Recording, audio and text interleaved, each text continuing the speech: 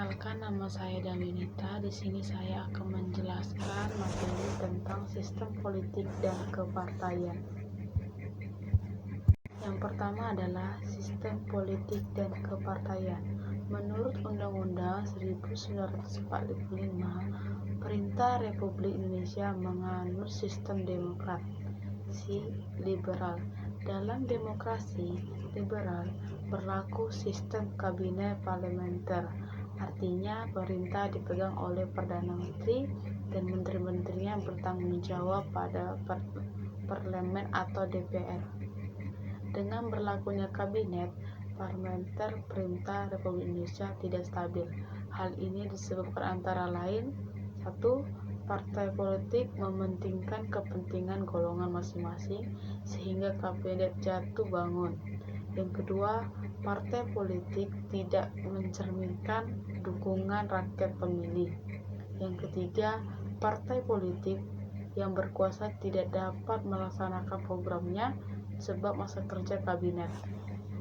Selanjutnya adalah sejak pengakuan kedaulatan atau terutama sejak bubarnya RIS, perkembangan sistem multipartai dalam kabinet parlementer, partai politik, pemerintah melalui penimbangan kekuasaan dan parlemen. Berikut sisi positif dan negatif dari sistem multipartai.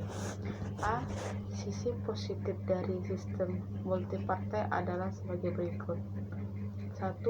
Menempatkan kalangan sipil sebagai pelaksana kedaulatan rakyat dan pemerintah. Yang kedua, mencegah kekuasaan presiden yang terlalu besar karena wewenang pemerintah dipegang oleh partai yang berkuasa. Yang ketiga, menghidupkan suasana demokratis di Indonesia karena setiap warga berhak berpartisipasi dalam politik, antara lain mengkritik pemerintah, menyampaikan pendapat, dan mendirikan partai politik. B. Sisi negatif dari sistem multipartai adalah sebagai berikut. 1. Ada kecenderungan terjadi persaingan yang tidak sehat di parlemen maupun kabinet. Yang kedua, sejumlah partai cenderung mencurahkan kepentingan kelompoknya sendiri, bukan kepentingan rakyat yang berdampak atau banyak itu. Selanjutnya adalah selama berlakunya UUD tahun 1950, pemerintah Republik Indonesia diwarnai dengan pergantian 7 kabinet secara berturut-turut, yaitu sebagai berikut. 1. Kabinet Natsir dari tanggal 6 September 1950 sampai 21 Maret 1951. Yang kedua ada Kabinet Sukiman dari tanggal 27 April 1951 sampai 3 April 1952. Yang ketiga Kabinet Wilopo dari tanggal 3 April 1952 sampai 2 Juni 1953. Yang keempat adalah Kabinet Ali Santraminjoyo dari tanggal 31 Juli 1953 sampai 12 Agustus 1955. Yang kelima, Kabinet Burhanuddin Harahap dari tanggal 12 Agustus 1955 sampai 3 Maret 1956. Yang keenam adalah Kabinet Ali Santraminjoyo. Yang kedua adalah dari tanggal 20 Maret 1956 sampai 14 Maret 1957. Yang terakhir adalah Kabinet Djuanda dari tanggal 9 April 1957 sampai tanggal 5 Juli tahun 1959.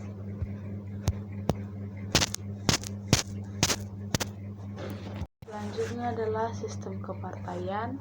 Pada tanggal 3 November 1945, pemerintah mengeluarkan maklumat sebagai wujud inspirasi pembentukan partai yang baru. Berdasarkan maklumat pemerintah pada sistem kepartaian masa demokrasi liberal di atas terdapat beberapa partai politik yang didirikan, yaitu 1. Pada tanggal 7 November 1945 mendirikan Masyumi atau Majelis Suryo Muslim yang diketuai oleh Dr. Sukirman Wirosonjoyo. Yang kedua, pada tanggal 29 Januari 1945 mendirikan PNI atau Partai Nasional Indonesia yang diketuai oleh Sidik Joyo Soekarto. Yang ketiga, pada tanggal 20 November 1945 mendirikan PSI atau Partai Sosialis Indonesia yang diketuai oleh Amir Syahruddin. Yang keempat, pada tanggal 7 November 1945 mendirikan Partai PKI atau Partai Komunis Indonesia yang diketuai oleh Mahruf Muhammad Yusuf. Yang kelima, pada tanggal 8 November 1945 mendirikan Partai PBI atau Partai Buruh Indonesia yang diketuai oleh N.Y. Ono. Pada tanggal selanjutnya, yang keenam, pada tanggal 8 November 1945 mendirikan Partai PRJ atau Partai Rakyat Jelantah yang diketuai oleh Sultan Dewanis. Yang ketujuh adalah pada tanggal 10 November 1945 mendirikan Partai Kindo atau Partai Kristen Indonesia yang diketuai oleh Drs. Prawoyinoto. Yang kedelapan adalah pada tanggal 20 November 1945 mendirikan PRS atau Partai Rakyat. Pada tanggal selanjutnya pada tanggal 17 Desember 1945 mendirikan Permai atau Partai Mahen Indonesia yang diketuai oleh JB Asasah. Yang ke-10 adalah pada tanggal 8 Desember 1945 mendirikan Partai PKI atau Partai Katolik Republik Indonesia yang diketuai oleh I.J. Kasimo. Berikutnya adalah pemilu tahun 1955. Pemilihan umum 1955 dilaksanakan dalam dua tahap. Tahap pertama untuk memilih anggota parlemen yang dilaksanakan pada tanggal 29 September 1955 dan tahap kedua untuk memilih anggota Dewan Konstituante atau Badan Pembuat Undang-Undang Dasar 1945 dilaksanakan pada tanggal 15 Desember 1955. Pada pemilu pertama ini, 39 juta rakyat Indonesia memberikan suara di kotak-kotak suara. Bisa kita lihat di dalam kotak ini adalah PNI 57 kursi, Masyumi 57 kursi, Nahdlatul Ulama 45 kursi, PKI 39 kursi. Pemilihan umum 1955 menghasilkan susunan anggota DPR dengan jumlah anggota sebanyak 250 orang dan dilantik pada tanggal 24 Maret 1956 oleh Presiden Soekarno. Oke, yang terakhir adalah pemilihan umum anggota Dewan Konstituante dilaksanakan pada tanggal 15 Desember 1955. Dewan Konstituante bertugas untuk membuat undang-undang dasar yang tetap untuk menggantikan UUD-WD sementara.